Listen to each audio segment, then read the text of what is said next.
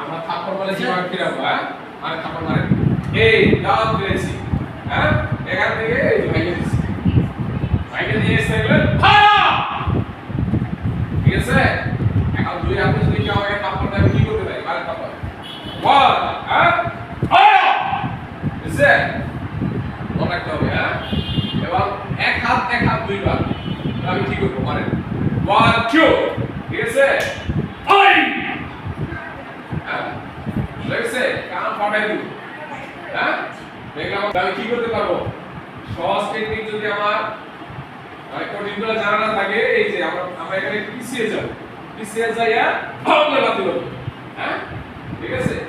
আর এরপরে যদি আমার আরেক ভালো কিছু মনে থাকে, এই যে এখান থেকে আমি আমার ডান হাত দিয়ে ওর হাতটাকে ধরে নেব, ডান হাত ওই ধরে বাবা হাতটা ছুটে নেব, ঠিক আছে। যাওয়ার পরে এই যে হাতে এখানে প্রেসার দিয়ে এই যে হাত পড়ে গেছে, হ্যাঁ বুঝা গেছে। ওর থাকে আমাদের এগুলা মনে রাখতে হবে, হ্যাঁ। আবার দেখা গেল তোমার কেউ শাড়ির কলার এই জায়গায় ধরে ফেললো, তখন তুমি কি করবে?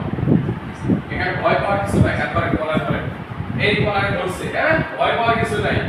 তুমি যদি কিছু না পারো এখানে ধরবা, ধরে এই যে ফেলে দিবা, পড়ে গেছে,